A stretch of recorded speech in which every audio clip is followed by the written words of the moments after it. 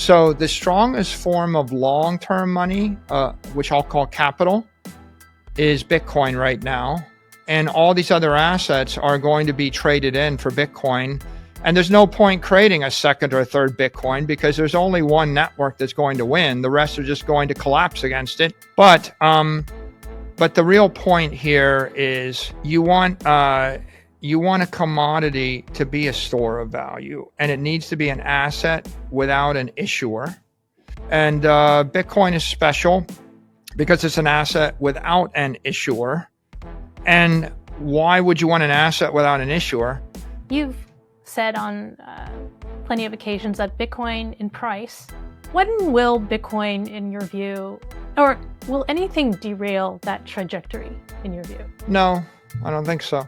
마이클 세일러는 미국의 기업 가이자 투자자로 소프트웨어 회사 마이크로스트래티지의 공동 창립자이자 회장입니다. 특히 비트코인 강력한 옹호자로 유명하며 2020년부터 마이크로스트래티지를 통해 대규모 비트코인 투자를 주도했습니다. 마이클 세일러는 이제 비트코인을 더 이상 단순한 상품으로 보지 않고 비트코인은 장기 가치 저장 수단이라고 말하며 21세기형 국가 전략의 핵심 자산이라고 보고 있습니다. 또한 이를 기반으로 미국이 디지털 시대의 글로벌 금융 리더십을 갖춰야 한다고 강하게 주장합니다. And so if you look at all these asset classes, what you have is digital tokens, an asset with an issuer with very light regulatory touch. You can issue it overnight. A digital currency is an asset with an issuer, but it's just pegged to a nation state currency. A digital security is an asset with an issuer, but it's really tokenized stocks or bonds. So it's like BlackRock releasing tokenized Apple shares or BlackRock releasing tokenized S&P index. It would be a token that circulates on a crypto exchange at the speed of light 24/7 globally, but does have an issuer. And Bitcoin is special because it's an asset without an issuer. And why would you want an asset without an issuer? Because you're a company that doesn't want to trust any other company, or you're a country that doesn't want to trust any other country, or you're a saver that wants to store your money for 200 years, and you don't expect any company to last 200 years, and you don't expect any government to last 200 years. You just want your family to be rich forever. And so Bitcoin appeals to the people that want immortal capital. In your plan, the U.S. should acquire 5 to 25% of the total Bitcoin supply by 2035 to generate between $16 to $81 trillion by 2045. I'm wondering, what has been the reception of your plan at the White House by U.S. President Donald Trump? I think the last 2 weeks have been extraordinary for Bitcoin and for the Strategic Bitcoin Reserve because momentum is really building. 2 weeks ago, there were three priorities, or there were three things talked about in the digital assets universe. A stablecoin act, right? The Genius bill, and a bill to create stablecoins and issue them in the U.S. And that really addresses the digital currency asset class. And then there's discussion of a market structure bill. And that's to create an entire digital assets framework, presumably to issue something akin to digital tokens or tokenized securities, digital securities. And then there is the Strategic Bitcoin Bill, or the Bitcoin Act. That was the third priority. And it was a question mark of where that was in DC. There was support, but people were wondering.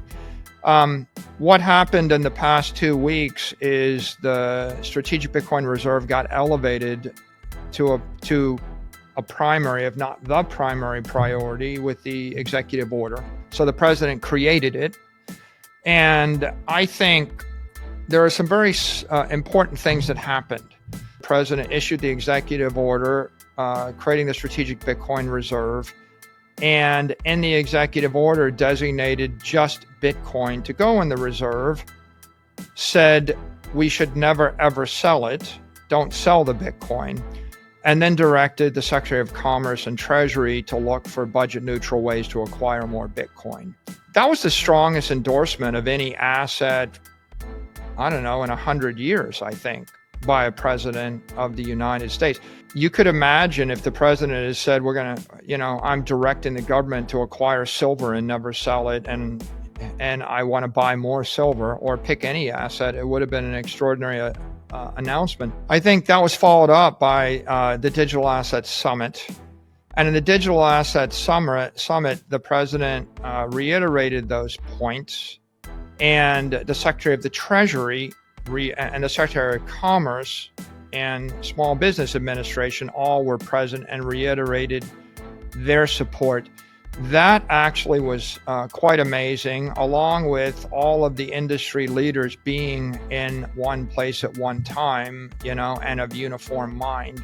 I think Friday night after that summit, I think the most important thing said in this industry in 4 years was said Friday night, and I think it missed a lot of people's attention. I don't think people really realize what happened. David Sachs, the crypto czar, went on the All In podcast, and on the All In podcast, he said unequivocally that the U.S. government only recognizes one crypto asset as being decentralized. So what Sachs said was Bitcoin is a decentralized asset, a store of value. That's why it's in the strategic Bitcoin reserve. It's the only one. And so what you had was a member of cabinet responsible for digital assets policy, in essence providing very clear guidance that Bitcoin is a digital commodity, an asset without an issuer. And that's the policy of the United States and the President of the United States. And I think for 4 years, Gary Gensler at the SEC implied that, in 100 different ways, implied that Bitcoin is a commodity and nothing else is. But he implied it in a fairly obscure fashion that was kind of not very constructive, because he implied it by suing everybody else. What you had here was a different administration articulating it, but in a constructive fashion, because what Sachs said is Bitcoin is the asset without the issuer. If there are other crypto assets in the future that prove to be decentralized, we will consider them when the time comes. So we're not dismissing the possibility there would be another commodity, but right now we recognize one. And our agenda is to provide a legitimate framework to issue digital currencies, digital tokens, and digital securities. And of course, the president directed that should come to his desk by August. He said, I want to see it by August. He's actually said in the first executive order, he said within 6 months, so by late July. But it's just very unlikely at this point you can ever create a global money that's a crypto commodity, because Bitcoin has $1 trillion of smart money behind it, and the next best thing doesn't have even 1%. You've said on plenty of occasions that Bitcoin in price is going to go up forever. In your latest presentation, I saw that by 2045, it'll be about $13 million Bitcoin. That's the base case, and $49 million in a bull case and $3 million in a bear case. When will Bitcoin, in your view, or will anything derail that trajectory, in your view? No, I don't think so. The two big drivers of Bitcoin price going up are innovation and inflation, right? Bitcoin's going to go up because capital is going to be created by technology. And as the world gets richer, the capital is going to have to find a home. And Bitcoin price is going to appreciate because there'll be more currency, more dollars, more pesos, more rubles, more everything. So these are all things that are simple to predict. And that was my prediction in July of 2024. But look what happened since then, right? Since then, we had a red sweep. You had a pro-Bitcoin Congress, pro-Bitcoin Senate, pro-Bitcoin House, pro-Bitcoin president. You have every cabinet member, or nearly every cabinet member owns Bitcoin, is pro-crypto. They're all very supportive. And now you have a supportive Secretary of the Treasury. You have one executive order, directing that we create a vibrant digital assets industry in the United States. You have a second executive order creating a strategic Bitcoin reserve. you have a huge amount of momentum. What I've seen is a sea change over the past 16 weeks. Well, I just decided that Bitcoin isn't a commodity anymore. It's just too much in one direction. And once banks start to bank Bitcoin, when Bitcoin spreads through the banking system and there's $1 trillion of digital capital in the banking system, it won't just be in the US. It's a virus. And so the virus spreads. And in this case, that means you're going to have hundreds of banks, then thousands of banks, then trillions of dollars that are held by 1 billion people. These things are viral, exothermal. It's a fire in cyberspace, and it spreads very rapidly. Digital capital is the promise of digital assets. And I laid out in my strategy, I said, we can create $100 trillion of wealth for this nation. We need principled leadership.